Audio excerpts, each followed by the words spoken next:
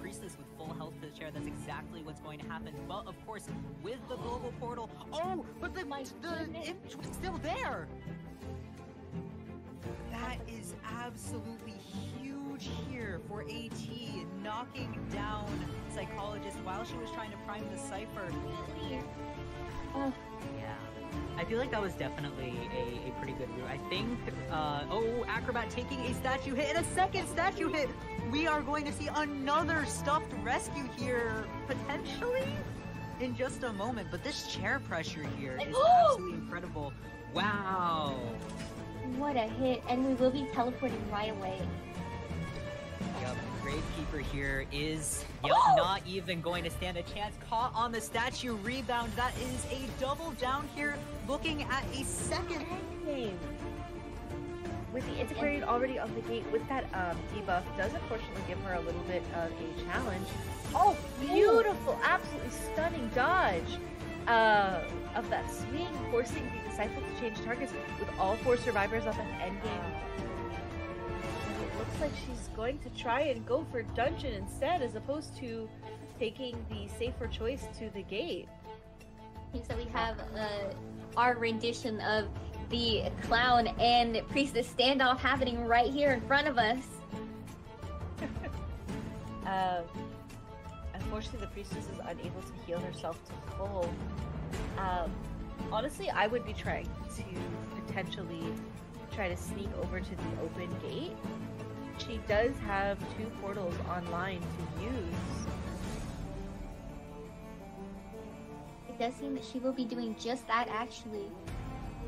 Again, she does have 2 portals to utilize, as well as the opera singer not quite picking up that the priestess has left the building. Just having a little bit of fun showing our stickers as well as our nice red ink emote.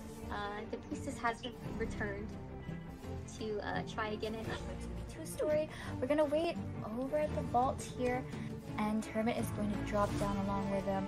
It's only a matter of time before. Oh, really great! Flywheel here to avoid that stun, but Hermit is gonna move in closer. Watch out for the trap. Missionary is up, and the Psychologist, you know, this makes the sculpture a little bit of a headache to work with here. The stun coming in from forward in the slow box. Forward in the slow box. Beautiful communication coming off of this team here. Psychologist taking a chip here, but they're pulling so much distance with that slow. Unfortunately, this is a pretty good spot to actually play against the team. Unfortunately, the coordinator. Oh, coordinator barely gets. Barely really hit. Just by the nick of her teeth here, she's barely getting back up. There's a really great block and evade from the coordinator here. But changing targets once again, it looks like we might be seeking out that mercenary. Or at least trying to force him away from the Cypher. We're changing targets quite a bit here. And not Singer just changing directions immediately and heading towards Novelist. Feels like a trap here set by Fuzion that Opera Singer has just dashed right into. And already we're going to see that smoke go through. Gorgeous! Beautiful palette stone on that. Just absolutely incredible series of plays here. Novelist flywheeling through that hit, getting another palette stone. Are we gonna see a pop? Not quite. Oh. Yes, Excellent situation to be in. We are at a 4-man.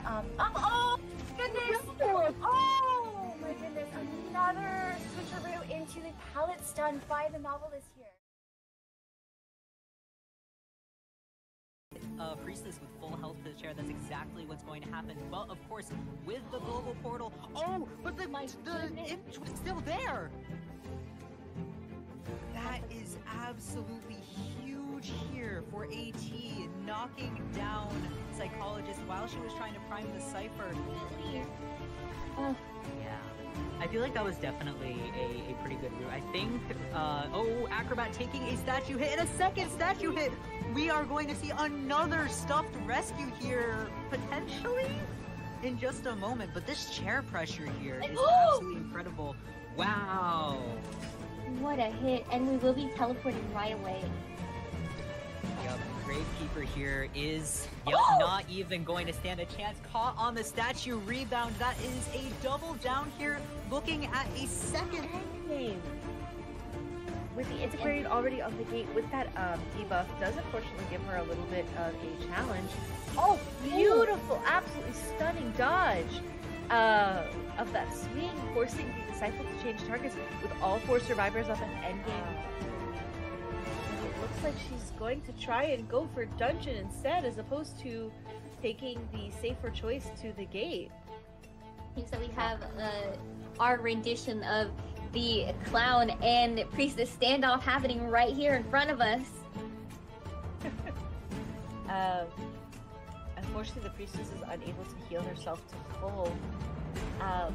Honestly, I would be trying to potentially try to sneak over to the open gate.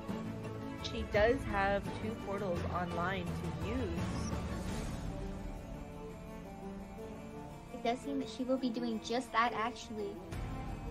Again, she does have 2 portals to utilize, as well as the opera singer not quite picking up that the priestess has left the building. Just having a little bit of fun showing our stickers, as well as our nice red ink emote. The priestess has returned to try again in a 2 story. We're gonna wait over at the vault here, and Hermit is going to drop down along with them. It's only a matter of time before. Oh, really great. Flywheel here to avoid that stun, but Hermit is gonna move in closer. Watch out for the trap. Missionary is up in the psychology. This makes the sculpture a little bit of a headache to work with here. The stun coming in from forward in the slow box. Forward in the slow box. Beautiful communication coming off of this team here. I was just taking a chip here, but they're pulling so much distance with that slow. Fortunately, this is a pretty good spot actually to play against. Unfortunately, the coordinator. Oh, coordinator barely gets. Barely really hit. Just by the nick of her teeth here, she's barely getting back up. Those really great blocks in evade from the coordinator here. But changing targets once again, it looks like we might be seeking out that mercenary. Or at least trying to force him away from this cipher. We're changing targets quite a bit here. Oh, not the singer, just changing directions immediately and heading towards Novelist. Feels like a trap here set by Fuzion that Opera Singer has just dashed right into. And already we're gonna see that smoke go through. Gorgeous! Beautiful palette stone on that. This absolutely incredible series of plays here. Novelist flywheeling through that hit, getting another Are we gonna see a pop? Are we gonna see a pop? Not quite. Oh. Yes, Excellent situation to be in. We are at a 4-man oh goodness! Oh my goodness! Another switcheroo into the palette stun by the Novelist here. Priestess with full health to the chair, that's exactly what's going to happen. Well, of course, with the global portal. Oh, but the image was still there! That is absolutely huge here for AT, knocking down Psychologist while she was trying to prime the cipher. Oh, yeah.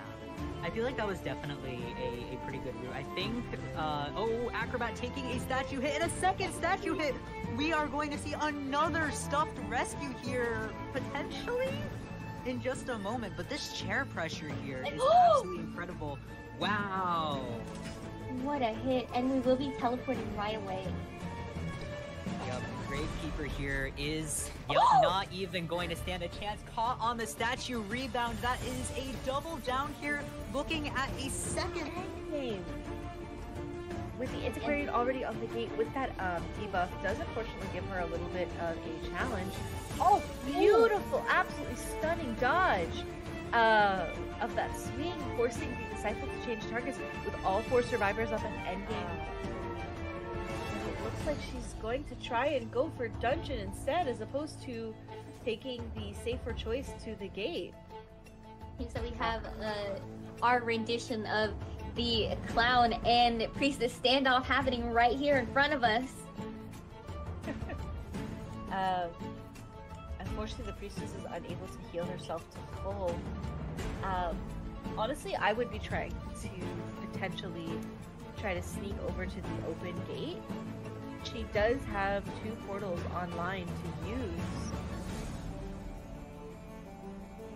It does seem that she will be doing just that actually. Again, she does have 2 portals to utilize, as well as the opera singer not quite picking up that the priestess has left the building. Just having a little bit of fun showing our stickers as well as our nice red ink emote. The priestess has returned to try again at To a story. We're gonna wait over at the vault here, and Hermit is going to drop down along with them. It's only a matter of time before. Oh, really great. Flywheel here to avoid that stun, but Hermit is gonna move in closer. Watch out for the trap. Mercenary is up, and the psychologist, this makes the sculpture a little bit of a headache to work with here. The stun coming in from forward in the slow box. Forward in the slow box. Beautiful communication coming off of this team here. Psychologist taking a chip here, but they're pulling so much distance with that slow. Unfortunately, this is a pretty good spot actually to play against the game. Unfortunately, the coordinator. Coordinator barely gets. Barely really hit. Just by the nick of her teeth here, she's barely getting back up. There's a really great block in evade from the coordinator here. But changing targets once again, it looks like we might be seeking out that mercenary. Or at least trying to force him away from the cipher. We're changing targets quite a bit here. Opera singer just changing directions immediately and heading towards Novelist. Feels like a trap here set by Fuzion that Opera Singer has just dashed right into. And already we're going to see that smoke go through. Gorgeous! Beautiful palette stone on that. Just absolutely incredible series of plays here. Novelist flywheeling through that hit, getting another Are we gonna see a pop? Are we gonna see a pop? Not quite. Oh. Yes, Excellent situation to be in. We are at a 4-man. Oh goodness! Oh my goodness! Another switcheroo into the palette stun by the Novelist here. Priestess with full health to the chair, that's exactly what's going to happen. But of course, with the global portal, but the image was still there. That is absolutely huge here for AT, knocking down Psychologist while she was trying to prime the cipher. Oh, yeah. I feel like that was definitely a pretty good route. I think, Acrobat taking a statue hit and a second statue hit. We are going to see another stuffed rescue here, potentially, in just a moment. But this chair pressure here is absolutely incredible. Wow. What a hit, and we will be teleporting right away. Yep, Gravekeeper here is not even going to stand a chance. Caught on the statue rebound. That is a double down here, looking at a second game. With the integrated already on the gate, with that debuff, does unfortunately give her a little bit of a challenge. Oh, beautiful, absolutely stunning dodge of that swing, forcing the Disciple to change targets with all 4 survivors up at the end game. And it looks like she's going to try and go for dungeon instead, as opposed to taking the safer choice to the gate. So we have our rendition of the clown and priestess standoff happening right here in front of us.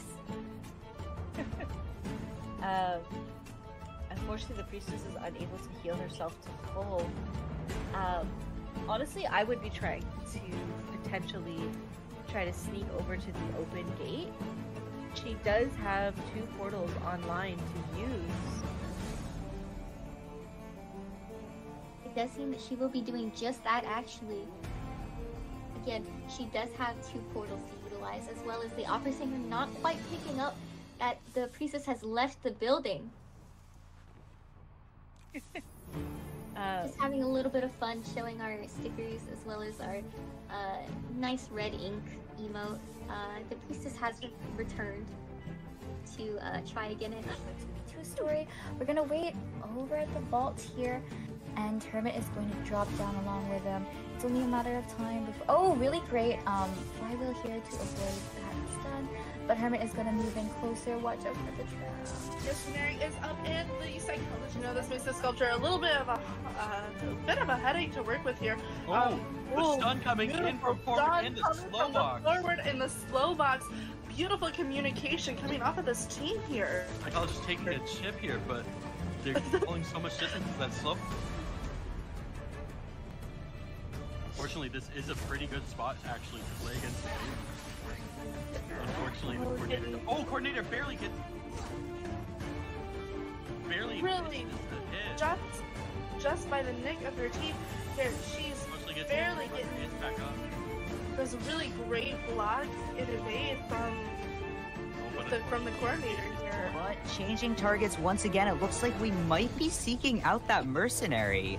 Or at least trying to force him away from this cipher. We're changing targets quite a bit here. Singer just changing directions immediately and heading towards Novelist. Feels like a trap here set by Fuzion that Opera Singer has just dashed right into. And already we're gonna see that smoke go through. Gorgeous! Beautiful palette stone on that. This absolutely incredible series of plays here. Novelist flywheeling through that hit, getting under there. Are we gonna see a pop? Are we gonna see a pop? Not quite. Oh. Yes, Excellent situation to be in. We are at a 4-man. Oh goodness! Oh my goodness! Another switcheroo into the palette stun by the Novelist here. Priestess with full health to the chair, that's exactly what's going to happen. But of course, with the global portal, but the image was still there. That is absolutely huge here for AT, knocking down Psychologist while she was trying to prime the cipher. Oh, yeah. I feel like that was definitely a pretty good route. I think, Acrobat taking a statue hit and a second statue hit. We are going to see another stuffed rescue here, potentially, in just a moment. But this chair pressure here is absolutely incredible. Wow. What a hit, and we will be teleporting right away. Yep, Gravekeeper here is not even going to stand a chance. Caught on the statue rebound. That is a double down here, looking at a second game. With the integrated already on the gate, with that debuff, does unfortunately give her a little bit of a challenge. Oh, beautiful, absolutely stunning dodge of that swing, forcing the Disciple to change targets with all 4 survivors up at endgame. It looks like she's going to try and go for dungeon instead, as opposed to taking the safer choice to the gate. So we have our rendition of the clown and priestess standoff happening right here in front of us.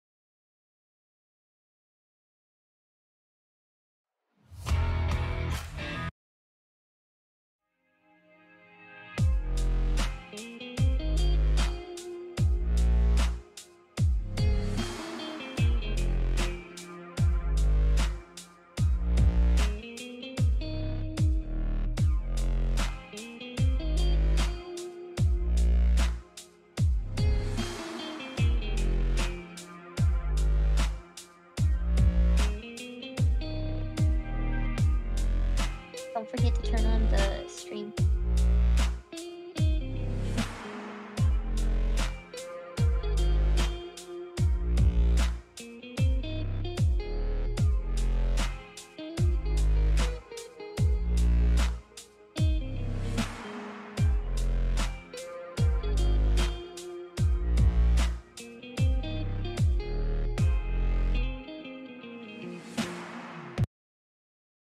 Hello, everybody. Welcome to Logout League.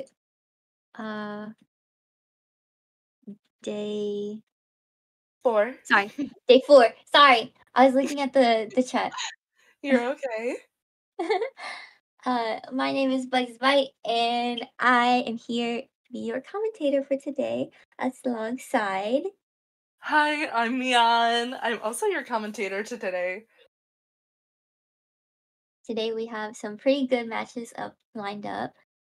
We are going to be seeing Fuzion versus Goodnight Call. Really excited for this matchup today. How about you, Bugs? I am also very excited because I am a really big fan of Goodnight Call, so my commentary might be a little bit biased, but I'll try and keep it hopefully, even for the both of us. yeah, hopefully we'll You be able to know, take it neutral.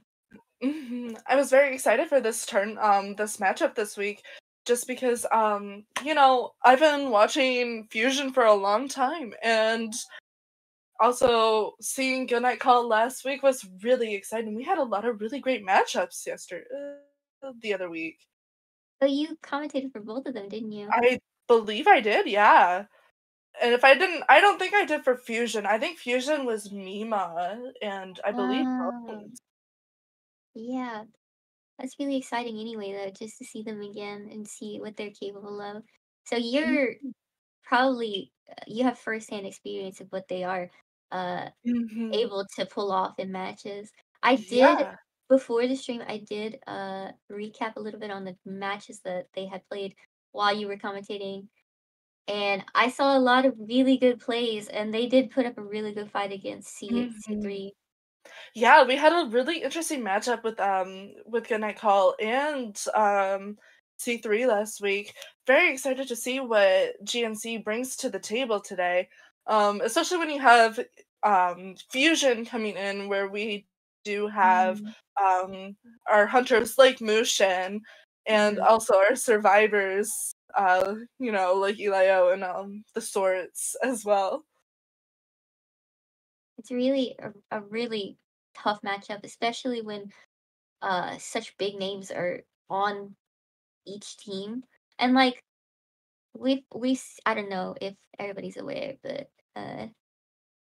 GNC also had made an appearance in the Koa scene as well, which is a little bit intimidating, but who knows? Maybe Fusion doesn't really feel the tension. Who knows? I mean, we have two very heavy teams Right. that are just able to really keep up with each other, and I'm just really excited to see how much of a fight both teams put up, just because of where these players stand, especially in our server rankings as well. Mm-hmm. What kind of matchups are you looking forward to right now? Like, what kind of hunters? What kind of survivors? So we all know I have a severe bias towards perfumer, but especially this tournament, I've been seeing her a lot, and it's really, really exciting. And of course, I got the luxury to see both a geisha and bloody queen play when I've been commentating. I That's think just true. about next, I would really, really love to see some dream witch play. Yeah, I don't even think that she's been played in this tournament yet, actually. I don't think I've seen her. What about you, Bugs? Who are you anticipating seeing? uh, We all know, but we all know. I want to see my babies. I want to see Emil and I want to see Itaka. Well, I mean, I did have the honor of commentating for an Itaka match, which was absolutely wonderful. Mhm. But I do want to see him again, just because I'm greedy. Another thing that I would like to see is Personally, I would love to see a Helena just because she has that extra level of difficulty to her where she can't properly see things. I understand why she's not being picked, but the buff that she received where you can get that extra speed boost in is definitely something that could be utilized in such a way that makes for a pretty strong kiter, and she can like really defend herself now. Mhm. I wholeheartedly agree with you. We've seen the mind's eye in the past really teeter back and forth with utility. So I really do appreciate seeing her be able to kind of take her own place. And if she falls into the right hands, she's pretty effective on a team. Hmm. And another survivor I would like to see personally is the mechanic because I love mechanic. She's so wonderful in every way, and she's a strong kiter. Well, maybe not as strong of a kiter because of the vaulting time and the pallet dropping speed, but she is definitely a very, very powerful presence to have on the map. I definitely agree. I'm a huge mechanic lover. Way back in the day before she got all her new fancy buffs. I think way before you and I even started playing together. I used to be a mechanic main.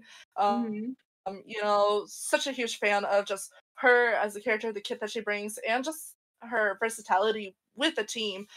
Being able to have your robot out to be able to decode, and then also, um, you know, the way that she can carry herself when kiting now is super, super great to see.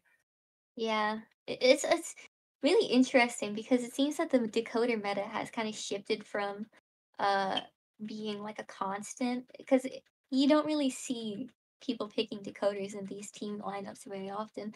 But when we do see characters like the prisoner. We can see characters like the explorer, maybe even the composer sometimes.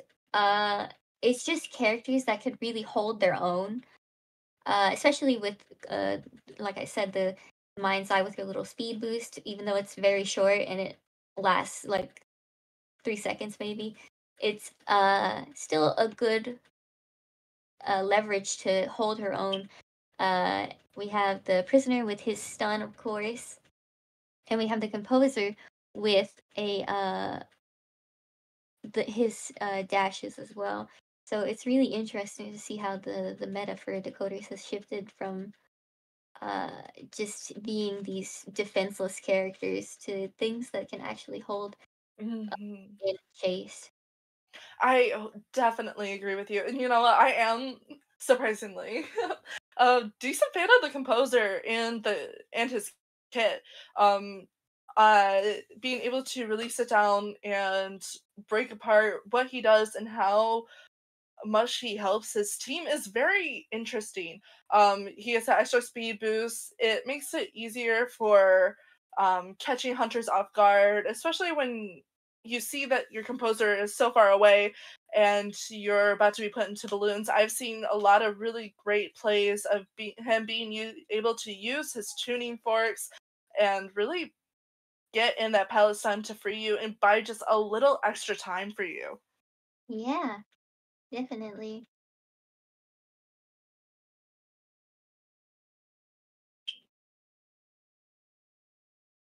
Mm. Does look like we are moving into our band picks. So it looks like our first map of the day is Arms Factory. Is that correct? Sorry. Yes, that is Arms Factory. I know it's a little bit hard to tell. I often mistake it as Leo's, but yes, we will be playing on the Arms Factory. Pretty good map, as I've said before. It has a lot of open spaces, but also the kiting areas are very condensed, which could be make or break depending on what hunter is brought out into this round, this Mhm. first half. I am such a huge fan of these smaller maps. I believe personally in my own bias that our Saturday does have a lot of versatility between both factions. I find that smaller maps like Arms Factory and Red Church are pretty averagely balanced between the two. You have some hunters that work way better and hunters that just don't. And the same thing goes for survivors. You want certain survivors that are just they can have equal footing to be able to keep up with their teammates. But you also want to play a hunter that can be able to keep up their hunt.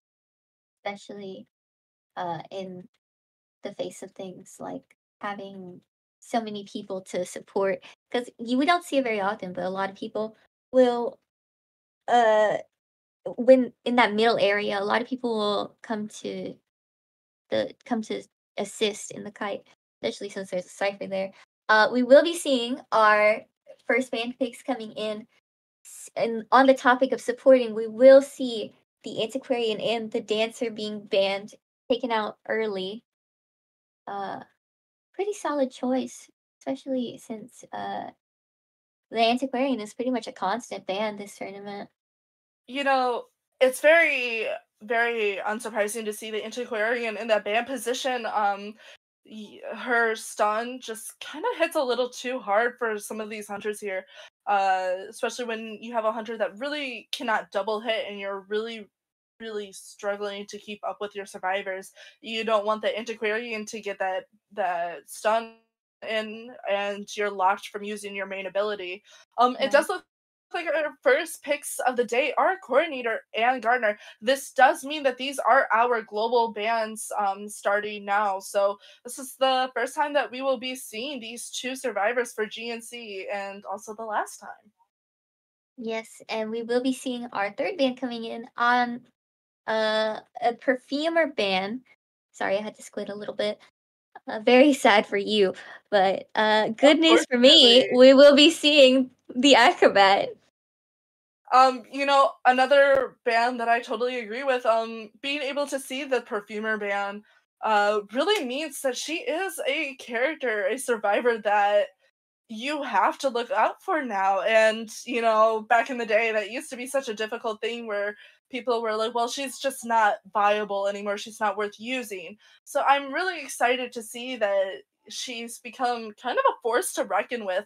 I will Mhm. say with a band set up like this, I'm kind of anticipating we're gonna see maybe an opera singer first match or Mhm. maybe even a naiad here. I was definitely thinking that they might be going for an opera singer, and with that Gardner pick, we could be also seeing a team working to counter the opera singer specifically as well. We have our fourth and final band coming in with an aeroplanist band, another survivor that just gives a bunch of distance. Uh, Even when No, for sure. Like even when you're working with a hunter like the opera singer, you really don't want those survivors to get that lead on you. Um, it's just one of those things where she is a very fast hunter, but if you get just enough distance in between the field, you're kind of forced to either chase openly or move on to a different survivor. Exactly. It seems that we're having a little bit of a miscommunication here. The third survivor will be the mercenary, and acrobat has been banned. Fair enough. You know what? I understand the acrobat ban as well. There are some really tight spaces here, that can really get the acrobat a lot of distance when you're in a pinch. Especially in that factory area, you really don't want to lose the acrobat by rotating too far into there. Mm-hmm. He'll be able to vault over that pallet or both the windows there and waste enough time for you. Mm-hmm. Exactly. And we will be seeing our final pick being locked in as the airplanist. As I said, another survivor that can just give us tons of distance. And it really does look like they are trying to outrun the opera singer and anticipating a pick of her, Hmm. which in the early stages like this, you kind of want to get her. While she can't be banned. I definitely agree. It looks like we are slowly getting our builds, and we are seeing for both the aeroplanist and the coordinator 39. And we're going to be seeing. Oh wait, some things might be changing. Oh, don't reveal. My bad. I apologize. Um, we are still waiting on the hunter lock-in. I apologize in advance. No worries. We all make a little bit of fumbles here and there. As I was saying though, especially on such a map like this, we to have the aeroplanist and even like toy merchant, considering it's so flat, it's really almost a detriment to have them on the playing field. I definitely agree. You have a lot of survivors here that really can pull for distance despite the coordinator's a little bit of lack of utility past her flare gun. She on the team does have the longest chair time next to that mercenary, so you have enough time to really waste here, just in case either the mercenary or your coordinator end up on the chair. It looks like we are going to be seeing the Geisha as our hunter lock-in. I really could have anticipated this, knowing that Mushin is our hunter at the moment. Mushin's Geisha has been a force to be reckoned with for the past few years. It's very unsurprising, and of course that perfumer ban and the acrobat ban, very detrimental survivors against a Geisha here. Especially Mushin's Geisha. But as I said before, the opera singer can really, with the speed and the stalling time that this team can bring, the Geisha kind of operates as a secondary opera singer with how fast she is. Of course, she doesn't have the repeated dashes, but she does still bring a lot of mobility to the table. So it's going to be very interesting to see how this plays out. And I've said it in the past. When playing Geisha, you have to play a certain way, and the only way to play is aggressive. And we have seen a ton of aggressive Geishas in the past here.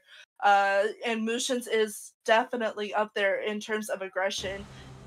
He plays Geisha very strongly, and being able to really close the distance between you and your survivors really, really makes or breaks your game. As well as the personas being loaded in, we will be seeing the coordinator with 39, the gardener with 69, the mercenary with 36, as well as the aeroplanist being locked in with 39.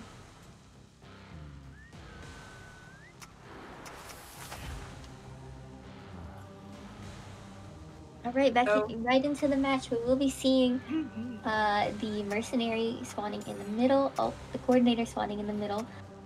Mercenary will be taking just outside of the factory, and the gardener will spawn no man's land, while the airplanist will spawn a little bit away from the factory as well.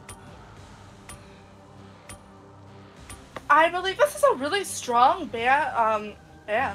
map placement for this team of survivors. You really want either that coordinator or that gardener to take that first kite. You have two strong survivors that can really, really take this Geisha for a spin.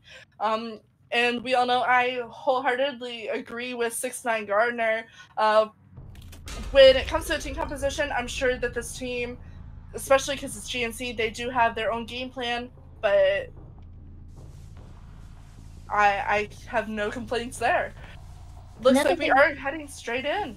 Another thing to note is that that Mushin decided to spawn all the way in the corner over there, opposite to the mercenary, which makes the mercenary's cipher locked off, which is going to be a really big stagger for them. Yeah, especially when you want that mercenary to start decoding as fast as possible. It looks like we are just missing that hit. Beautiful. I believe that was an elbow pad coming off of the mercenary there.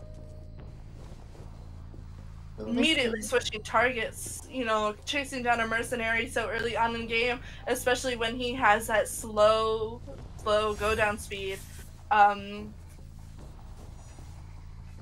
You're gonna want to change targets as fast as possible. The Gardener is narrowly avoiding detection. Seems like we're going to be going back to the mercenary. No, not quite. We're going to see the coordinator perhaps taking this kite. And this is a very strong area to be in for the coordinator. But as you know, Geisha can just go through walls. So it may or may not be as good. She's really looking for her as well. Yeah, I mean, we are just a little bit lost in these ruins area. You know, we have a lot of wall spaces here, and while this is a really great area to kite in, as you said, that Geisha, just being able to throw around the butterflies, and if you can angle your camera just right, you know, you're gonna avoid them pretty narrowly. We'll be seeing the Link come out for a first hit on the aeroplanist.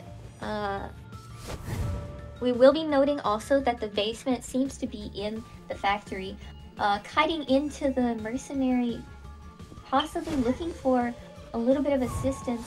And, oh, what a wonderful dash! Butterfly! There's a wonderful dash coming off of this Geisha here, of just being able to really clip through that wall and catch up to the aeroplanist. Well as extending the use of one of Aeroplanist's jetpacks, it's going to be a little bit harder for him to rebound after this one. However, I do commend the Aeroplanist for getting away from the basement. As I mentioned, it was in the factory. So, not that I would expect them to do basement so early in this match, but it is a possibility, and it would have really staggered. Especially when you have a lot of pressure on these ciphers, you know, the Geisha has a lot of map control if you use her correctly. Oh, we are gonna see a chair hit go down here. You know, it's... you have a lot of survivors here that can really pick up decoding. You have to really worry about being able to stall and break down. Beautiful discipline on Mushin, waiting for the jetpack to finish before dashing. We'll also be seeing the mercenary still at full health and able to do second rescue as well. Of course, that will be without Tide, but it seems that the coordinator might be coming in for some assistance as well. Yeah, I mean, that coordinator still has her flare gun, and we all know the Geisha here does have Blink instead of Excitement. Looks like we are going to see both the mercenary and coordinator in the area. You know, we're going to see a lot of support coming off of this coordinator. It looks like we do have the Gardener on that last cipher. We're going to see that flare gun come out. You know, we're trying to keep that aeroplanist alive as long as possible. Means we're going to be switching targets to the mercenary, unable to catch up to the aeroplanist, unfortunately. In these late stages, however, teleporting to the... just barely missing the aeroplane. Really great body block coming off of this coordinator here. You know, you really want to be able to catch up. And, you know, great discipline coming off of Mushin, being able to knock down the coordinator through that pallet. We will be seeing the middle cipher being almost ready to pop. The mercenary's coming in for a second rescue, and the airplanist looks like he's walking to the other base with the... oh, this is going... popping immediately right when the mercenary goes down. Unfortunately, he will be going down yet again. Changing targets to the coordinator, looking for perhaps this could be a draw scenario if they played their... beautiful dash coming off of Mushin here. We are going to see that coordinator get chaired. that mercenary is only about halfway, but we're tearing really close to him. You know, this unfortunately the problem with mercenary, that slow pickup speed, just because he has a bit of a debuff when it comes to self-healing. Yes, especially with the just the way that he has expended all of his use of his elbow pads. Even if he picks himself up, Mushin is right there. He really cannot run away from him. We might be seeing the Gardener come in for a rescue here, because she does have that Guardian Bubble, you know, and she still does have Tide. Beautiful play on Mushin! Oh my god! Wonderful play on Mushin, blocking off the Gardener from the bubble, and really cutting off that rescue. Incredibly disciplined play. Going here for the mercenary again. Again, he does not have pickup. It's seeing a pallet stun. Pallet stun. You know, we really have to be careful here. Oh, and wonderful hit. Looks like we are probably going to try and go back for the Gardener, just because she does have a faster pickup speed. She's mobilized herself a little bit a ways away. The airplanes had gotten crows. Unfortunately, detention is almost out.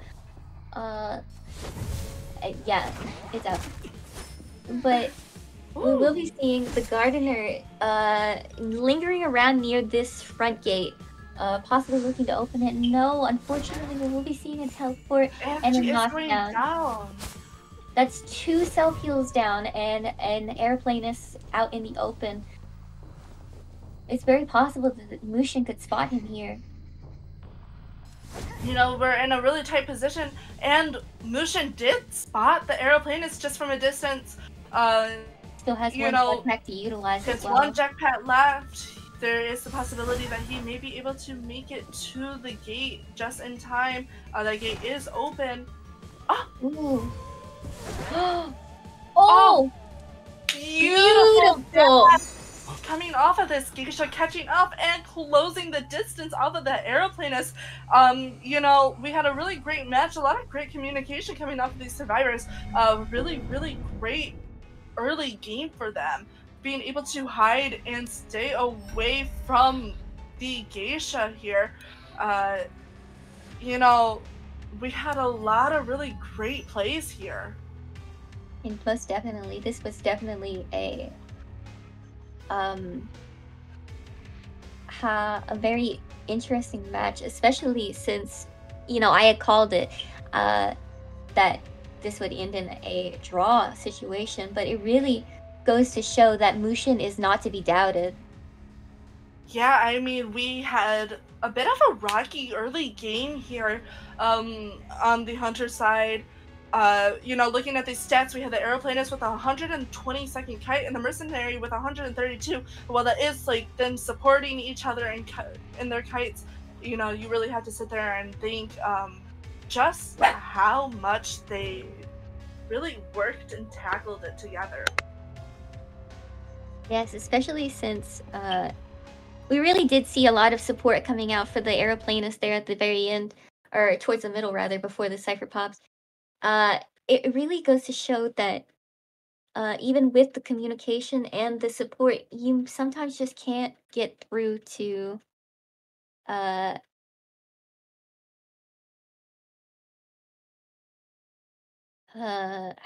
do you say it? To push past expectations.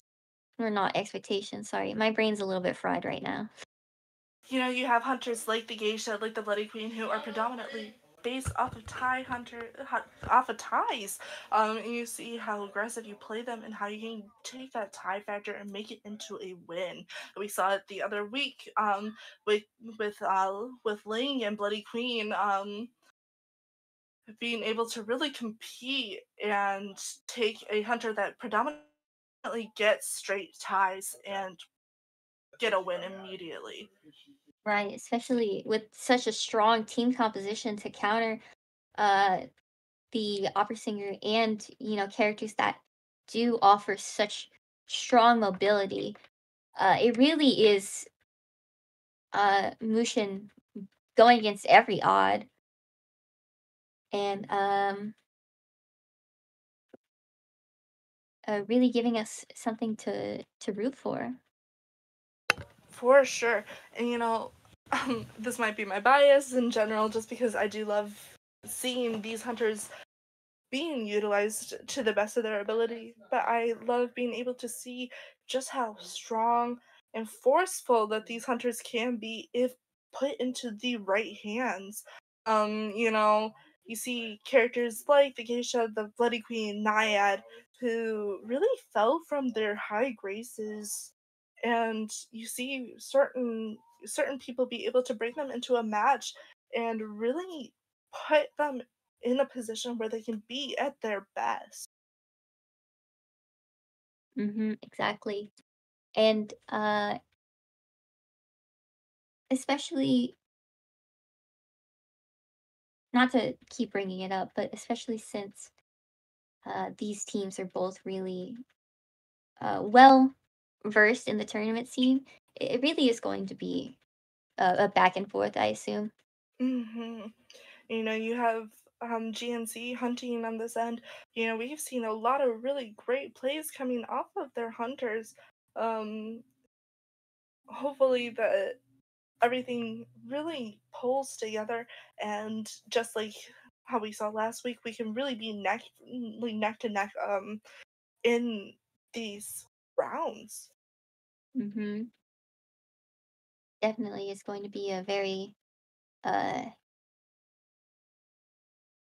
a very close call. That's how it's said. We're slowly moving Um, on to our next toss up, hopefully, but you know, really excited to see what kind of what kind of team composition Fusion brings to the table here. especially since we will be seeing um Fusion surviving this time, and Goodnight Call is going to be hunting. Uh, this could possibly mean that we might see the opera singer. Yeah, Maybe. she's still on the table. We still have a lot of opportunity here. We will be seeing our two fans coming in. We will see the antiquarian and also the coordinator getting banned. Uh, Completely reasonable. Again, the antiquarian has been a constant ban this tournament. We're also seeing our first two picks coming in. Unfortunately, this means that Perfumer is going to be global banned as well as the gardener, but we will enjoy them while we have them. This is not the end for Veronaire. We will be seeing her hopefully on GNC Survivor side afterwards. But I always like to discuss the versatility of the perfumer on a team composition, and especially with the gardener, being able to swap items between the two, especially on who is kiting, it's really, really helpful. Being able to pick up those perfumes if you are playing the gardener, you can really, really help your team buy time. Right, especially with the bubble in play as well. Our third ban is going to be the acrobat. Completely understandable in a map like this. It's just jumping from place to place through those windows. He is annoying.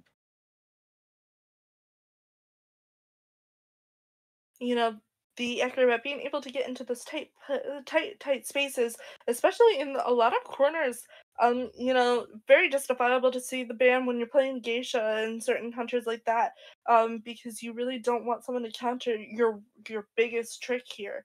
And you're going to be seeing that from the acrobat a lot, especially people who do know how to utilize him to the best of their abilities. And we are going to be seeing the first officer be put into play here. Another really strong choice coming off of Fusion as well.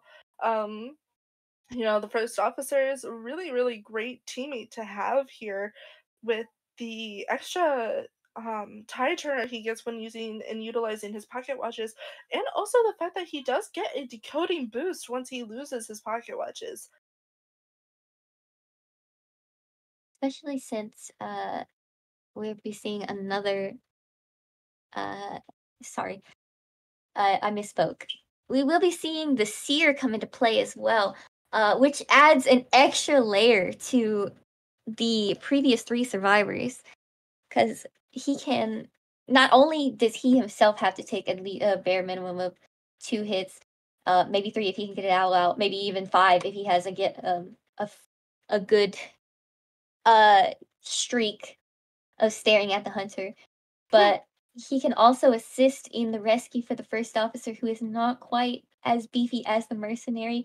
He can assist with the Emma, who is already a force to be reckoned with the bubble, and he can even assist with the perfumer, who once again can take upwards of 6 hits.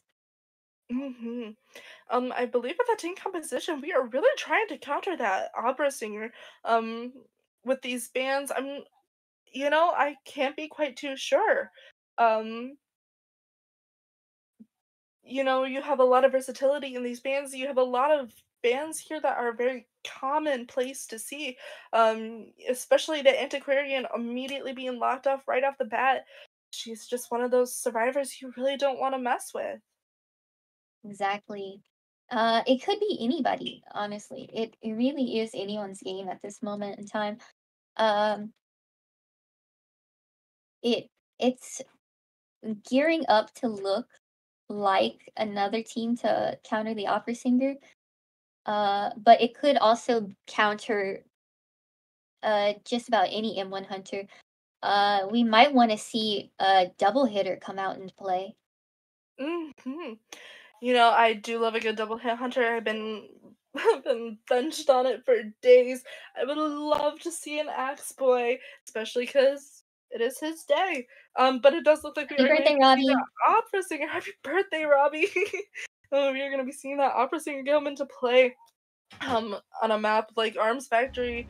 You really, really don't want to focus on tight kiting as much as you want to focus on really pulling her away from those tight spaces so she cannot cling to the wall as much as she does. It does look like we did get our builds in. Everyone except for the gardener is running 3, so we will be seeing borrowed time on everyone.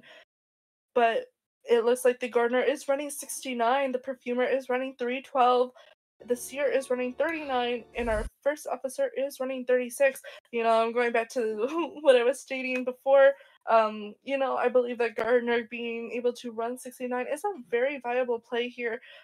There are some other survivors that I would leverage running 69 over the other, but Gardner is one of those survivors that is where she is strongest. She's really able to do those last minute detention rescues, and being able to hold on to that guardian bubble. It's really a big risk to run the 69, of course, but once you have it, it's really a big payoff as well, considering she can have that versatility of kiting as well as rescuing. And again, as you said, she is very she does stand a chance against the detention as well. Looks like we are going into our map spawn selections. Looks like we're trying to go for that plus sign formation here. Another very, very viable spawn formation, especially when you want your main kiters right in the forefront. Looks like we are going to see seeing that operator in that back corner instead, really being able to pinpoint her onto that perfumer and or the first officer, unless she is willing to change targets and try and seek out either the seer or the gardener here. The biggest thing is if the gardener does get first kite, you have to be very conscious about the fact that she does not have 3 in this scenario. You really want to make sure that you are keeping her alive as long as possible.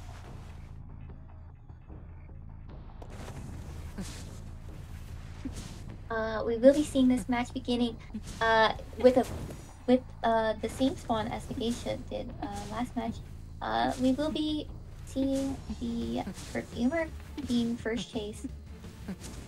You know, really great first chase. Another survivor that's very good at countering the opera singer. You know, being able to really see her come up and rise to the top here. Especially in such a close area like this, the opera singer can really get a lot of like speed, as well as just bouncing back and forth. We will be seeing the owl come out a little bit early. So very good discipline. Hitting the owl. You know, hitting the owl just at the last second. The very last second. Mm-hmm. That will be the first presence for the opera singer. Waiting out the perfume here. Very good choice, especially since you don't really need the presence. Flywheel coming out, not quite making it to the pallet. We will be seeing a transition to the middle area, but we gotta be careful because the series here, a very beautiful perfume as well as a beautiful blink. You know, just being able to anticipate that perfumer going back. Unfortunately, it's one of the biggest downfalls to playing perfumer and trying to do tricks such as that. And we are going to see that perfumer get chaired right into the back basement chair. But this is wasting enough time for survivors to finish their ciphers, collect together, and move in for the rescue. Yeah, at this point, it really comes down to if you want to rescue, as well as the opera singer. While this will be, if they choose to sell, this will be one survivor off the playing field. However, at the cost of having so many ciphers being done. You know, and we do have a survivor in that back corner there decoding the cipher right there, really giving off to Nidus. So it really is in putting the opera singer in the position to anticipate a rescue coming in, but it's just not happening. Yes, it seems like they're going to sell the perfumer, unfortunately. Even though it was a very good kite, it's just in their better interest right now to sell her. Mm-hmm. You know, the unfortunate problem with this is the fact that with wasting time by camping on top of the stairs to the basement, you know, we unfortunately allowed a lot of cipher progress and leeway in here. So this opera singer is really gonna have to work hard to catch up here. Really anyone's game at this moment. It could, especially since we can see the seer just barely avoiding detection once again. Looking for the cipher shaking right now. Seems that we might have spotted the seer off in the distance there. Still searching for the next target. Seems that the gardener has gone back to her cipher at the factory. Might be under a watchful eye of the opera singer. And yes, she seems to be that is the first officer. Unfortunately, Jose. That is not Miss Emma Woods. But we are going to be seeing the opera singer lock on, just getting right in the trance of that pocket watch, but moving out, and looks like we are switching target again. You know, you don't really want to chase a first officer when they're under the illusion of the Poseidon's watch. So, looks like we are slowly catching the trail of that seer. Yeah, especially since when we've come down to one cipher and he has 2 Poseidon watches left. That is that could honestly buy enough time for a pop. We will be seeing a hit coming out on the seer, just swing right through the pallet. It seems that the seer is going to take a little bit of a looping approach. Again, this is not typically what we do against the opera singer, because of course she can just teleport to her shadows. But looks like Blink is up, so we're really at the position of, are we going to utilize Blink, or does this opera singer have trump card? Oh, the pallet hit coming out. The cipher is primed as well. Have the Emma waiting at the gate, just in lie in wait for the pop. Will be seeing the seer go down. He does have an owl, however.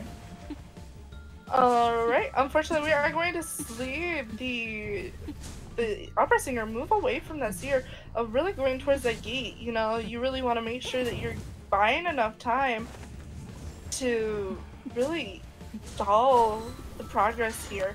Unfortunately, it looks like that Gardner's bubble just nearly missed that hit.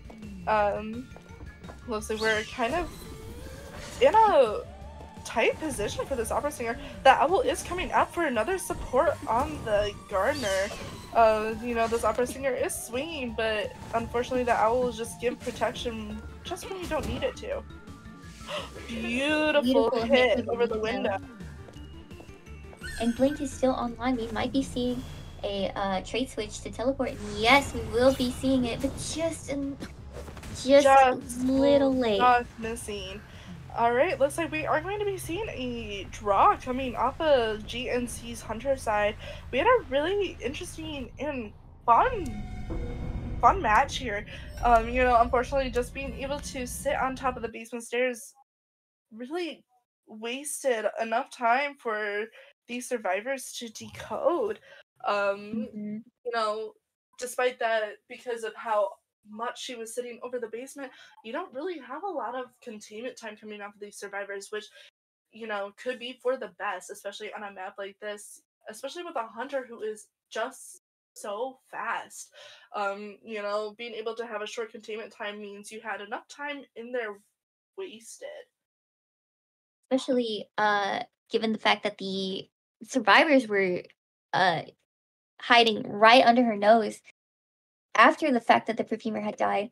It really put a wrench in the plans of stopping Cypher Pressure, because every time she went to a Cypher, there was no one there. You know, we had a lot of really great communication coming off of these survivors, being able to discuss where she was moving next and where she was staying and sitting.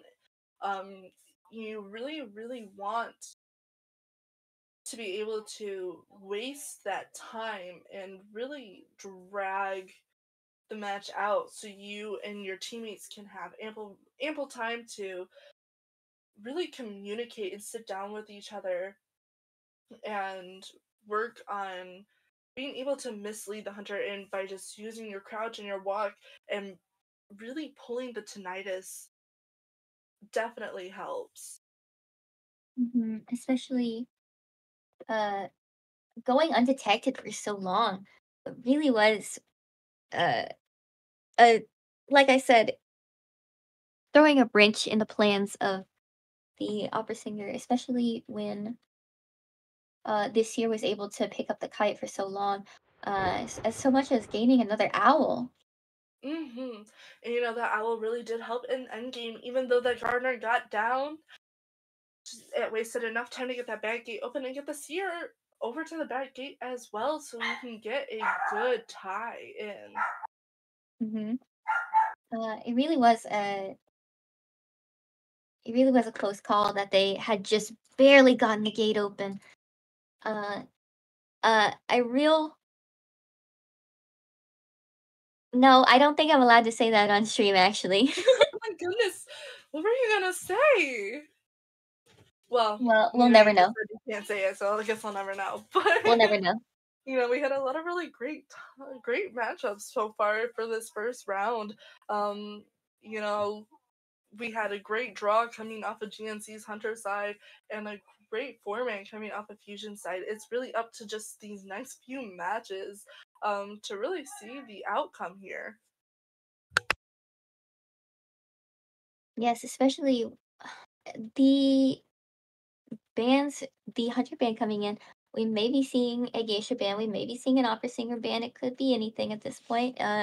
Knowing Mushin, however, I would be inclined to say that they are going to ban the geisha, just because of the sheer force to be reckoned with that Mushin is on geisha, as we've seen. I would anticipate that if geisha does get banned, we might see something a little bit more in the same tune as Geisha, very aggressive as well.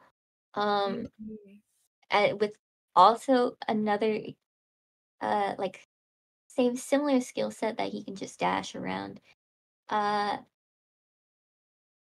because if you ban the Geisha, he'll just play opera singer. Perhaps it's the same character essentially. Same character, just different kit. And you really have two hunters that are so similar. You have the similar hitbox. You have a similar way of catching up to survivors.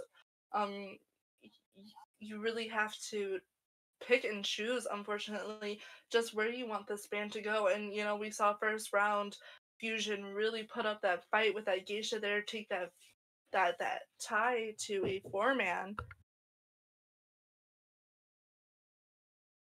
Yes, especially when I had just called it too. I had just called that maybe we'd be seeing a draw. Uh, really embarrassing for me. Oh my.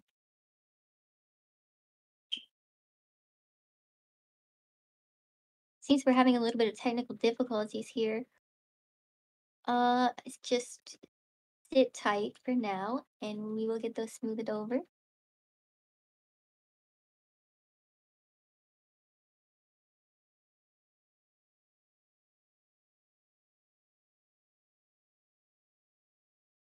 But um, definitely, like anybody is on the table, even with the 100 ban.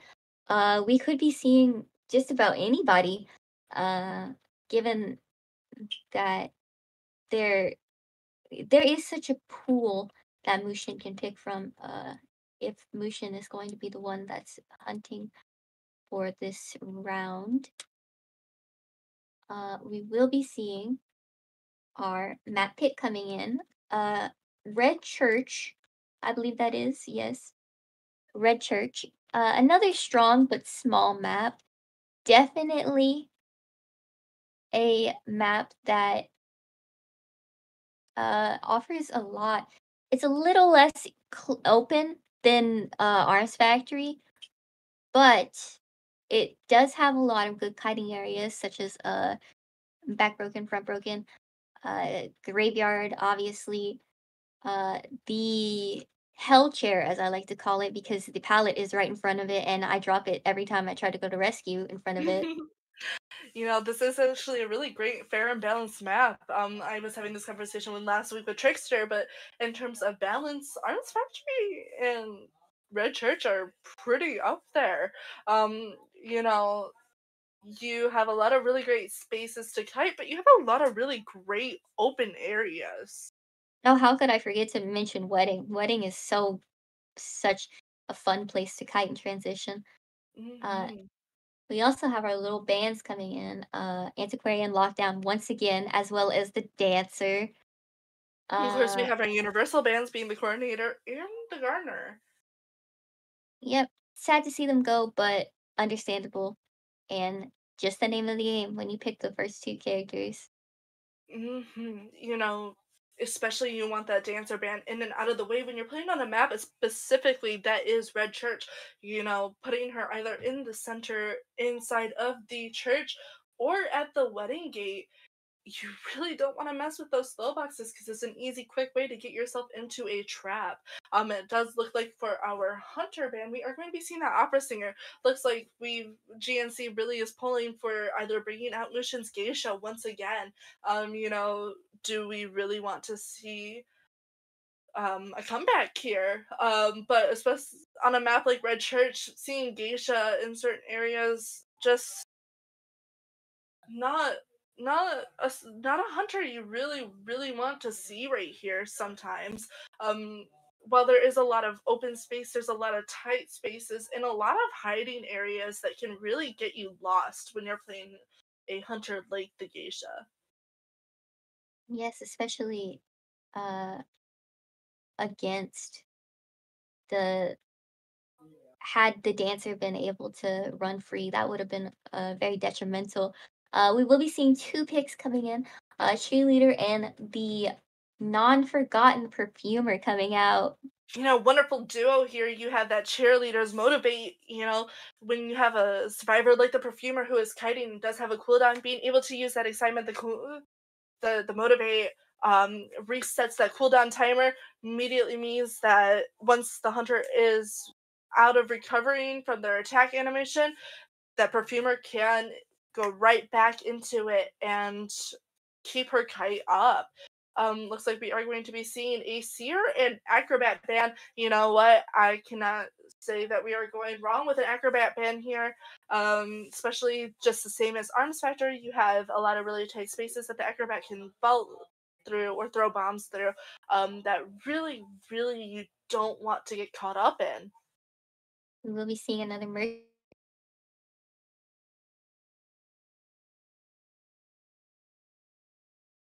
We are going to be seeing a mercenary and aeroplanist pick. I believe we might have lost bugs to Mic died. uh, or the mic. But yeah, we're going to be seeing a mercenary and an aeroplanist pick here.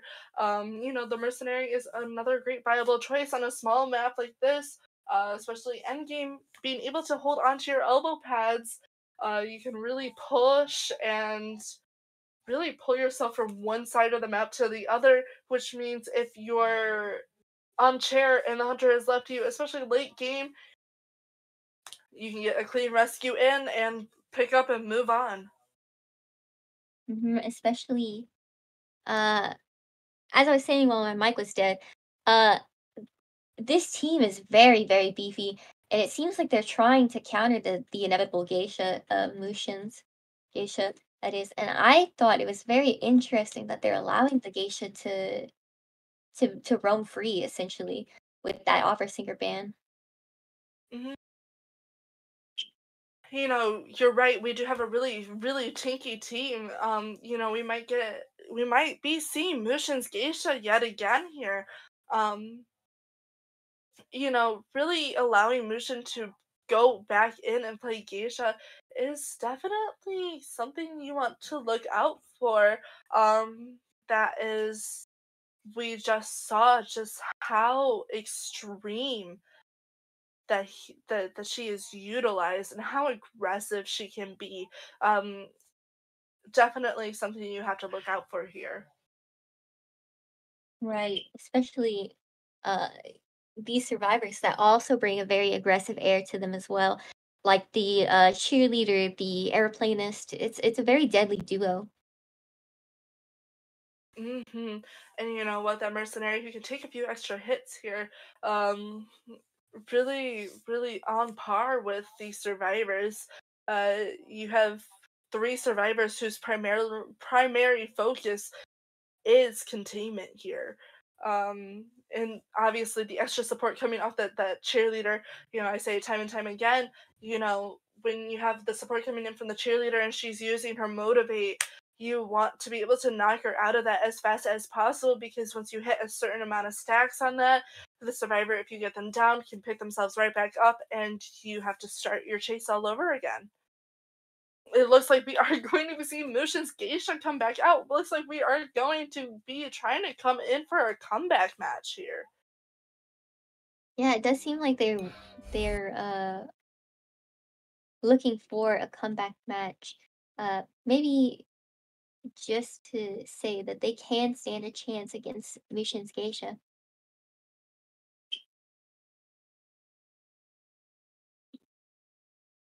We do have the team composition here that could put up a really great fight against the hunter like Geisha. You do have the perfumer here who is a good counter.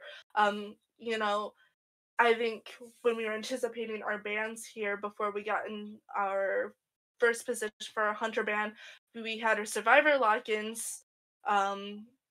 First, I believe Mushin was anticipating them banning the geisha so that he would move on to another hunter here, um, which allows both the cheerleader and the perfumer onto the playing field, and you have that good counter here.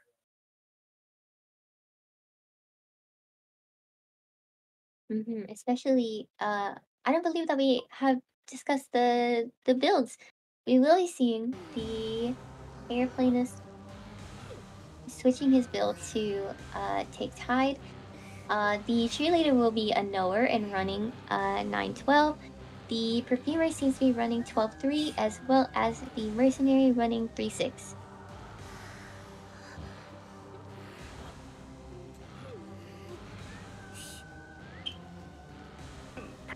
Playing it safe here for the most part, except for that cheerleader here. Really benching on that cheerleader, either getting first kite or being the extra support that we need. It looks like we are picking our map positions here. You want that cheerleader right dead in the center. You really, really want to make sure that that hunter is pinpointed on here.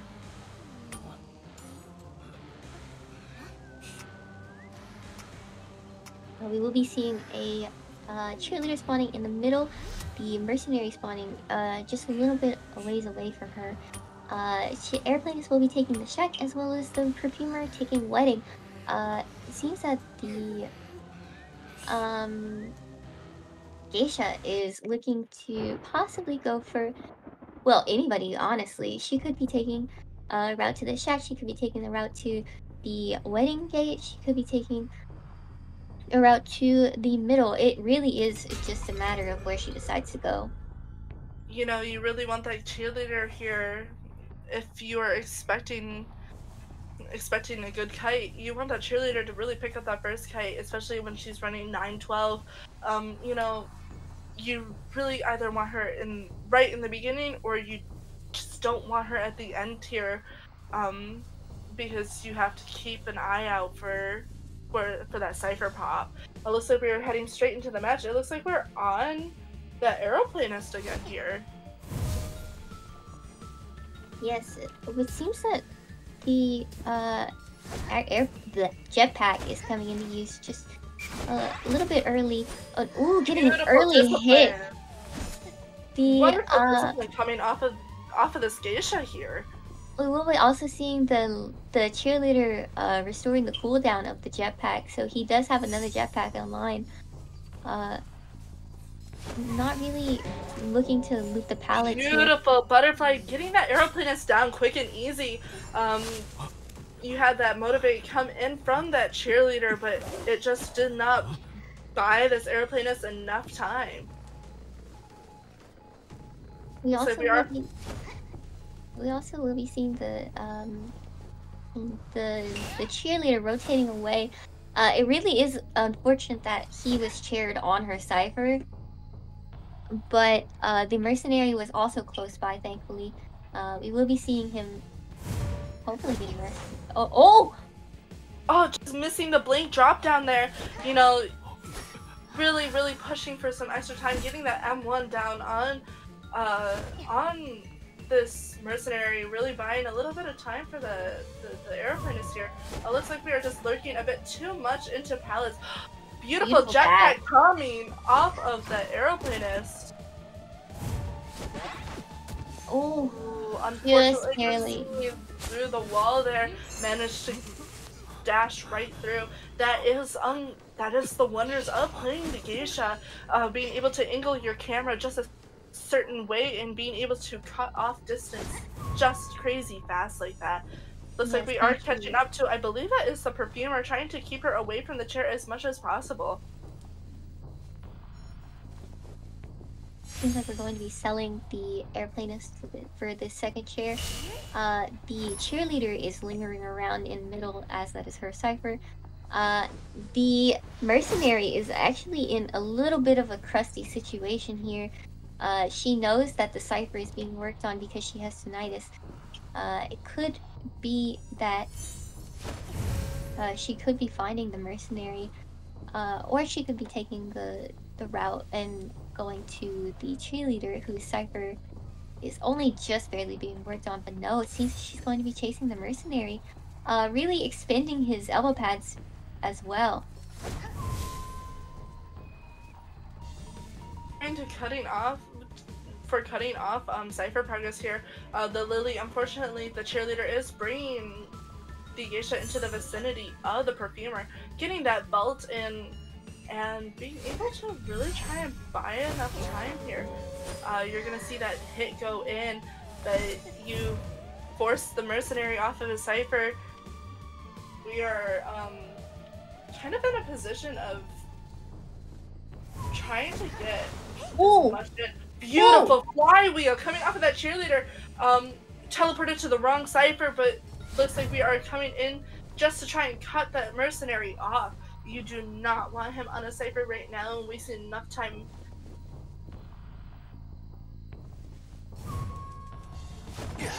Oh, seeing a terror shock in the mercenary right next to the basement. We This are is not unfortunately looking going very to good. see that mercenary go down here.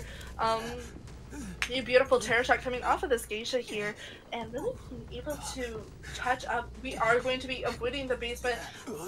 Relatively smart choice when you're so late in the game. You really don't want to waste that time. You know, we had enough time to waste right in the beginning, but unfortunately, just here you just can't do that. Seems that the perfumer is narrowly avoiding detection as well. The cheerleader is now circling to the front breakable cipher, as that was her initial cipher, and she it probably has a lot of progress for it by now. We're seeing Motivate coming out to assist the perfumer, and oh, missing both perfumes and getting hit on the mercenary, unfortunately. Unfortunately, that puts that perfumer in a position of waiting for that cooldown. The cooldown is up, but you are going to see her in the position of, ooh, just missing that perfume there. Really unfortunate, but it's not over until it's over, of course. And we will be seeing a little bit of discipline coming from Lucian once again, baiting out that perfume, really taking it slow because he knows he has time to work with. And oh, what a beautiful flywheel! You know, we are nice palette stun coming off of the perfumer here. You know, we are seeing a lot of really great flywheels coming off of GNC's side here. Oh, wonderful discipline. Unfortunately, with a hunter just like Geisha, you know, and Mushin here, you really don't want to. You really don't want to linger around the pallets as much because, unfortunately, Mushin just has that discipline to sit down and really be able to hit through them. We'll be seeing the cheerleader go down as well as the mercenary going to heal the perfumer up, possibly looking at a healing party. In this situation, it would be best to try to heal them, but of course they have both of them actually have healing debuffs, especially since the mercenary's taken so many hits. The perfumer is coming to trigger tinnitus. While we will be seeing the mercenary also looking to a chest to get another elbow pad. You know, we are at one cipher here. We're really putting the pressure on this back cipher here, but you can only put so much pressure on, especially when the cheerleader doesn't pick 3. This is kind of a really hard position. Ooh, and just barely hitting the perfumer. Get down. But that means we have the cheerleader back on the playing field. And again, you just don't want that cheerleader to be your final kite because she does not have 3. She gets down, she is down for good. We see the mercenary try to circle back to the perfumer and the cipher. But no, it seems that we're going to be chairing the perfumer this time. You know, unfortunately with a survivor like the perfumer, if you are not running sticker, her heal time in general is just super slow. You know, you have to really pick up and catch up here, and unfortunately when you have a survivor that cannot pick herself up as quickly down on the floor, you're running out of time. Beautiful elbow pad coming up from the mercenary, going to get the perfumer.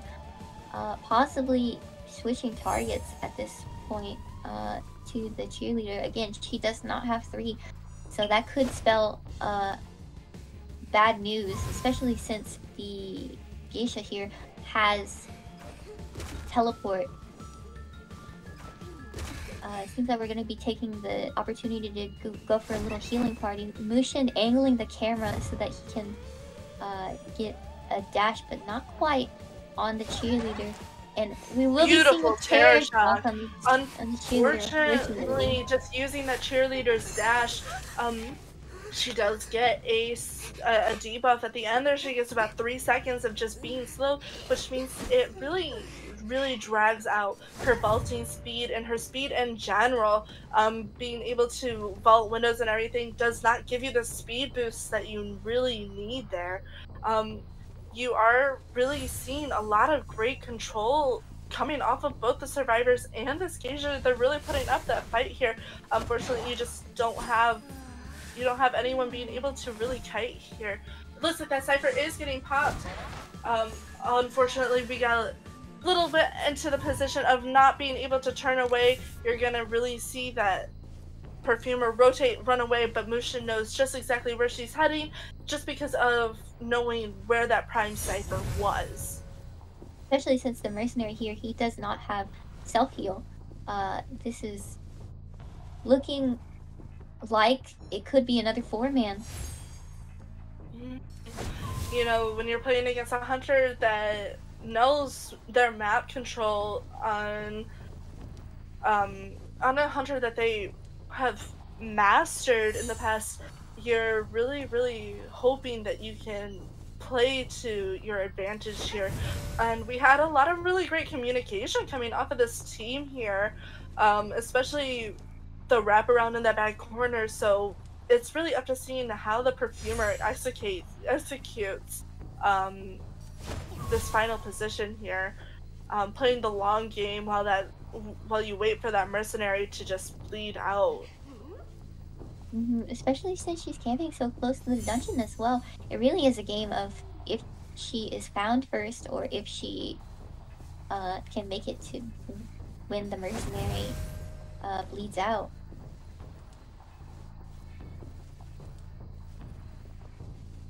Still hiding just under the Mushin's nose, it seems.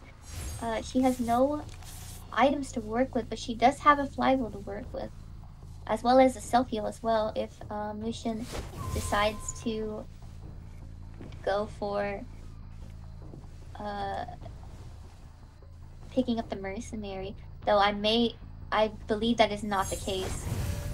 We will be seeing the tension running out. Of Tinnitus here as well. Looks like the Mercenary did crawl his way over to get picked up by the Perfumer.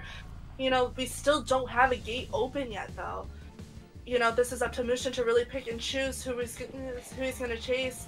Are we going to try and take down the Perfumer so she can't get hatched, or are we going to try and take out the Mercenary? Looks like we are going for that Perfumer here.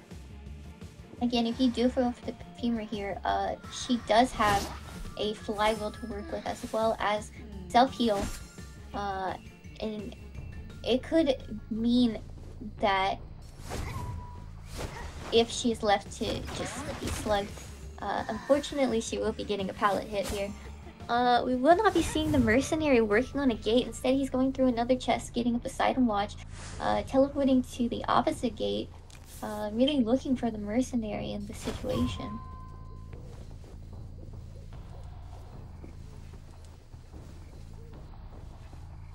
You know, we are seeing that Perfumer on the floor here, but she is able to pick herself up still, so we really have to see how Mushin pulls this together. Is the Mercenary going to be able to come in and help heal the Perfumer so that they can waste enough time, or is the Mercenary going to try and open the gate here? You know, Mushin does not have Tinnitus. Oh, just picking it up just now. The Mercenary is in the range here. We've seen the Unfortunately, you have up as well. It looks like the Mercenary is going to open that gate there. He does have that pocket watch, so he's really able. Beautiful dash coming off, and you're going to be seeing that Mercenary really stall for time. Really chasing Mushin to get the other pocket watch in. It looks like we're chasing Mushin. You know, this leaves the opportunity for the Perfumer to go ahead and open that back gate as well. Ooh, looks like we are going to be seeing a hit go off on that Mercenary, though.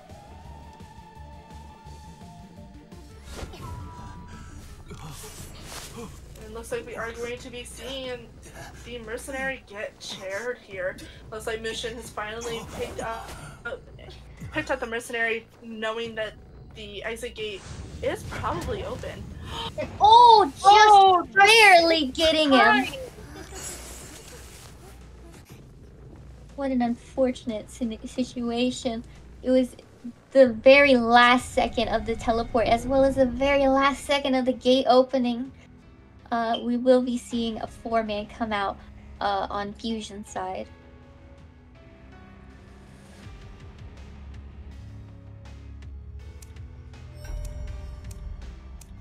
We had a really strong match come in. Lots of great communication coming off of these survivors. When we're looking at the containment time here, we have the about 60 seconds coming off of that aeroplanist, but it really makes up for everyone else here with over 100-second kites coming off of each other survivor. A lot of it was help with supporting each other and buying a lot of time. Especially since really bought a lot of time to rotate around the map for the mercenary so that he could be healed. Uh, while I don't personally agree with the decision to heal the mercenary, uh, it really was it did buy enough time for her to actually get some work done on the gate, and it was just really unfortunate that she didn't or she was unable to get it open. And No, I um, definitely agree here.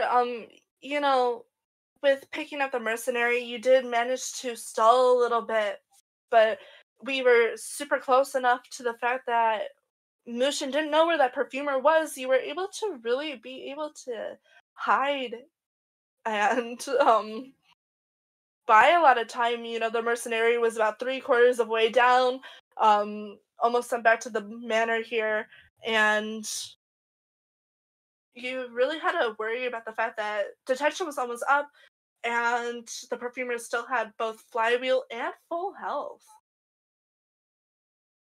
but especially in what do we know? We're just commentators. It could have been That's she true. could have been she could have been found just before and gotten terror shocked or something. It was really anybody's game at that point. Really great play coming off of both sides here. Um, Mm-hmm. you know, I really What a did wonderful job enjoy at playing up watching the side. the communication coming off of the GNC surviving team. It was also a really good fight that they put up.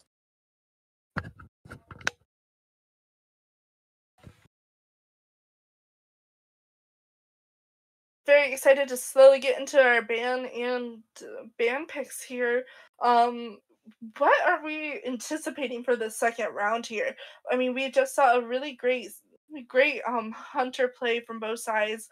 Beautiful draw coming in the first round from GNC's side, and great map control from both parties. Um, you know, moving into the second round, I'm really hoping to see a hunter that has a lot of heavy map presence. Especially uh uh it's good night call hunting, yes. Um it could be well, they're probably going to ban an opera singer considering the last time they placed an opera singer. Uh, again, what do I know? I'm just a commentator. But Stop that. but uh, we could be seeing someone with a similar skill set of an opera singer come out. I'm not saying that they're going to play geisha as well. That would be wild if they did. But we Say might wild see. chase around there. We could be seeing maybe a gamekeeper, uh, possibly, or since the map is the way it is, maybe even a bloody queen come out. That's true. This is also a really strong map for the Dream Witch, and hopefully if I get my wish, we'll be seeing her. I am definitely a really big Dream Witch fan. Um and on a map like Arms Factory, whoa, wrong wrong map. On a Red shirt. map like Red Church, thank you. She has a lot of heavy map presence just because that mean body can reach almost every corner. Especially uh, with so much how do I put this?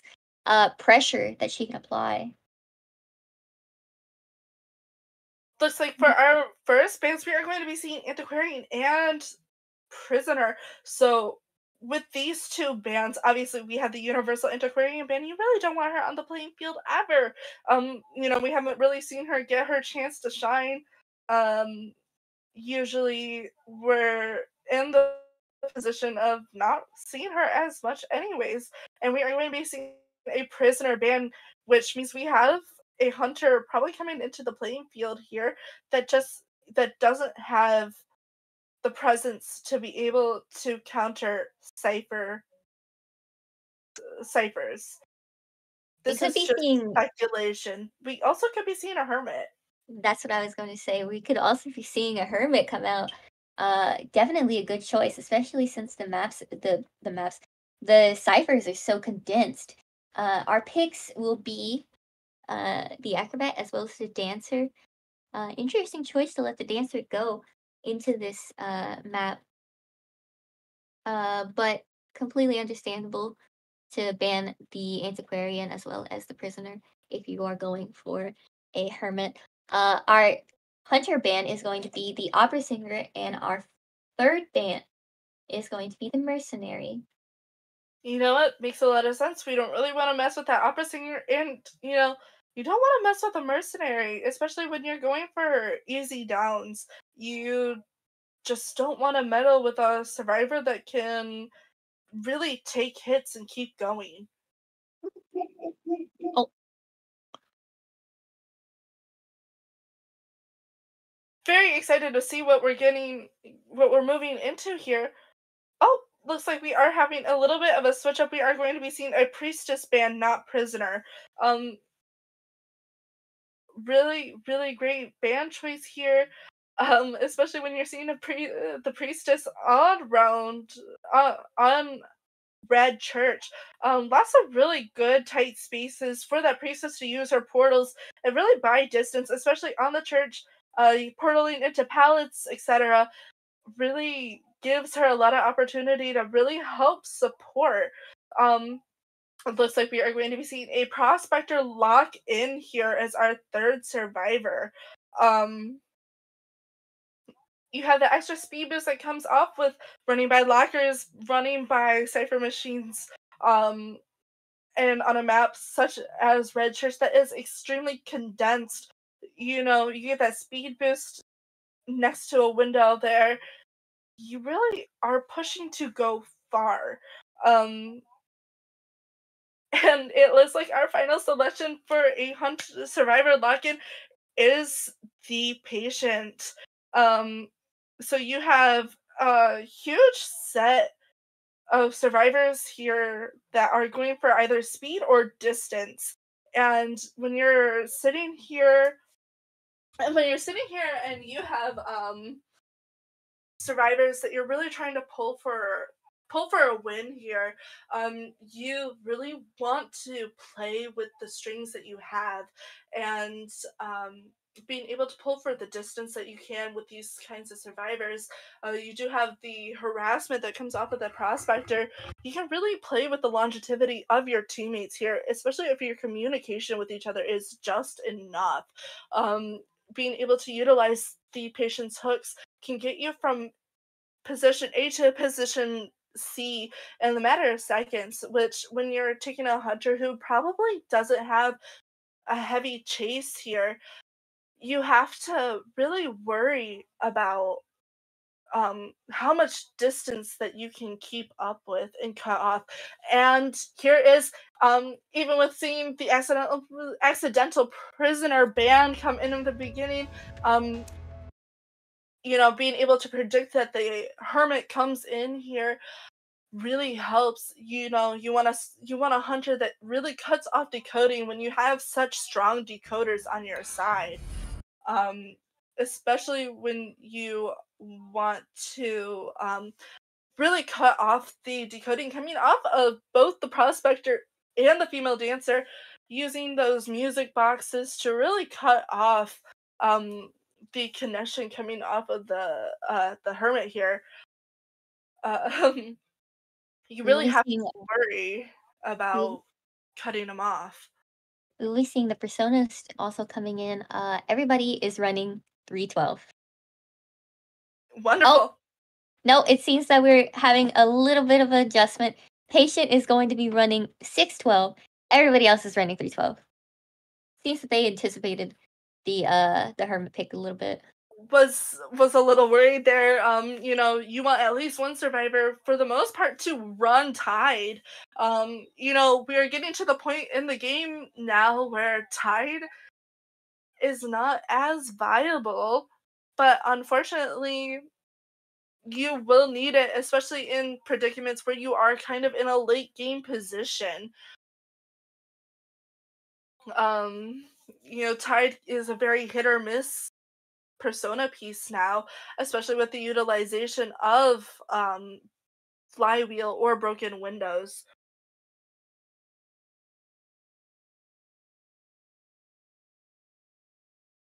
Especially since with the option to have the only Tidebringer not take 3 is very bold, but also again, Emil is a very strong kiter.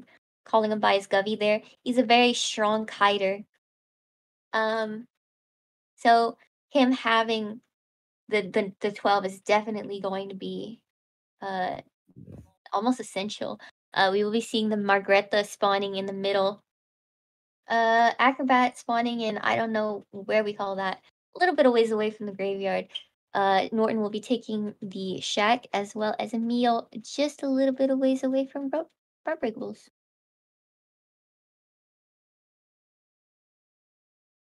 And the Looks like owl we will are be going. wedding. Looks like we are going for a plus sign formation here. You know, really putting your survivors into the position of you want your main kiter in the forefront, and that main kiter is probably going to be that female dancer.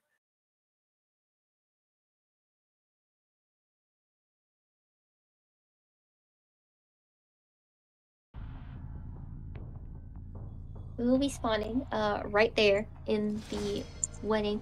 It's always so interesting to see Albas play. Some of them don't immediately link. Some of them do. It's always really interesting to digest just how each of them play. It seems that we're going to be going straight for the female dancer here. Not quite getting the blue charge off on her yet. But again, this is a really strong area for the female dancer to be in, especially with the slow box. It seems that she's going to be taking the blue charge this time. The only one that's actually working on a charge right now is the Acrobat, and it just so happens to not be blue. Breaking the connection there, very strange choice, but I guess since the other 2 survivors don't have a charge, he deemed that it wasn't really worth it, especially since, oh, I understand, it's so that she can't change, or he can't change his polarity. Very good play, especially getting that down. Linking the ciphers once again, cheering her just a little bit close, probably so that he can break that music box. The patient, of course, will be coming in for a rescue. So, you know, this is a really big play coming off of the hermit here, being able to break down the connection of the ciphers, so that you really stall for time. You have a wonderful hook coming off of the patient here. Unfortunately, you're just gonna see that female dancer get hit right off the chair, instead of the patient. You're really going to anticipate the fact that she did not have a charge on her. She will not be taking any chip damage. Oh no. We might be seeing a chip coming out. Nope, not quite. It really was a good... I hadn't even anticipated that. The female dancer continuously moving even though she was on last effort, just to avoid the Alva getting the extra chip hits off on her teammates. really shows that they take everything into consideration. It seems that Norton's coming in for a secondary rescue here. Link is still online if we do need it. The ciphers, it seems, are all connected now. We are at 2 ciphers remaining, which is not the best situation to be in. Beautiful magnet coming out, hitting the prospector, giving female dancer a little bit of time to put her boxes down and possibly transition away to the church. You're really hoping that the prospector can really get some support, and beautiful stun coming off of this prospector, really pulling for time so we can get this female dancer away. You know, unfortunately, oh, beautiful chip. She was just able to pick up the charge, and the acrobat was able to displace the charge and really help aid her kite. Unfortunately, you are kind of in a position where the female dancer is kiting with essentially nothing on her person right now. So you are going to have to see the support come off of the prospector. Unfortunately, the prospector is out of magnets, and the female dancer is going to be being sent back to the manor here. Especially with the trait still to work with. It seems that the acrobat is going to be being healed by the patient, while the hermit is on the move. He knows that this cipher has progressed based on the little map that he has built in. We will be seeing the patient taking over the kite. Beautiful hit coming out on the patient here. The acrobat is still in the area, and it seems that his trail is spotted by the hermit as well.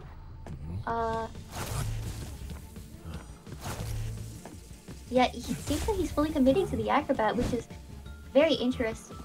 I wonder why the patient, why he didn't decide to go for the patient. Maybe he smells bad. Interesting. Oh, okay. I was gonna say the decision to switch off of beautiful prediction coming off of that acrobat, predicting that blink just perfectly. You know, you are in the position of knowing whether or not the hermit here is going to hold onto this target, being able to get the charge on the acrobat. You really want to make sure that he can't take any chip damage here. Really beautiful play, and really just buying enough time to get those ciphers worked on, especially since the that was incredible. Actually, the patient flywheeled right at the moment that the acrobat was getting hit from across the map. Definitely a wonderful display of communication. You have a lot of great communication coming off of the survivor side here. You know, you're in the position of you really need that 4K to be able to come to really catch up here. Unfortunately, the prospector does have magnets up, but being able to get that stun lock in, you're put in the position of either forcing the cipher down or forcing your survivors to pick up and heal. Especially in a situation like this where they genuinely cannot touch any ciphers at all, unless they take the chip damage here. We'll be seeing the acrobat going down, unfortunately, but the cipher is primed. primed. The hermit does not have detention. You know, playing it a little bit on the rough side here, especially when you feel that you're very confident in your ability to hunt. You have to really watch out for whether or not you do need detention end game, really depending on the survivors. Another beautiful flywheel come out as well. And we are going to see the acrobat go down here. We will be seeing what looks like a draw coming out, as well as the... Oh yeah, the hermit doesn't have trait switch. I just realized he has his insolence. Interesting.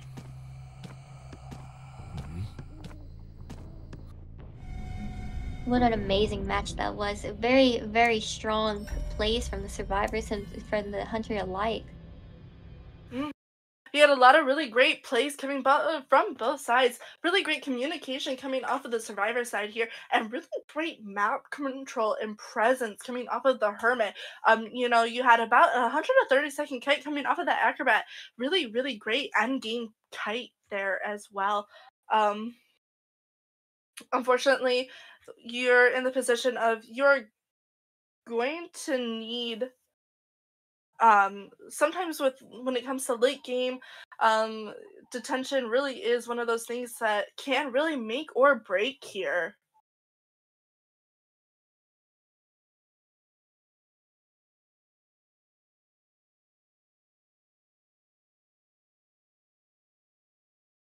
It does look like we are going to be seeing Fuzion move into our I believe it's semis or finals here. Semifinals, I think so, yeah. Semifinals, yes, we're gonna be seeing Fuzion move into our semifinals here, but we had a really great toss up today between both GNC and Fuzion.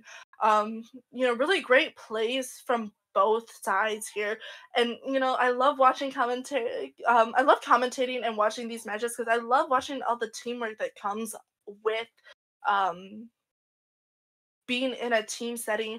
You know, as someone who has not been a part of a team like this, being able to see how well these players really sit down and communicate with each other is really, really exciting.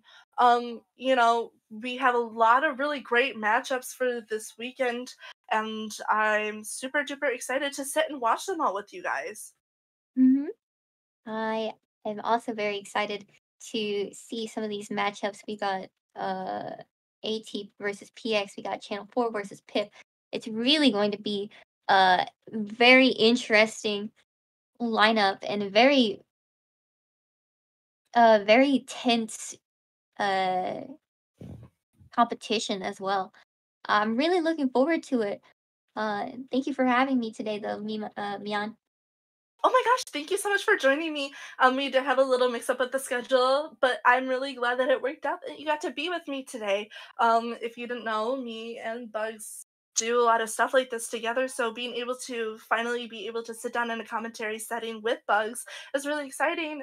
Especially when you look at our PNGs together, we really do a lot of this stuff together. So you know, it's really exciting. You're gonna see tomorrow, you're gonna see Mima and Trickster commentating for AT and PX, and on Sunday you're gonna be seeing me and Mima for CH4 and Pip. So I really, really hope that you guys all join us throughout the weekend, and I believe that we're also going into next weekend. So remember to just stay tuned and keep going with us. Thank you so much. Yep, thank you so much.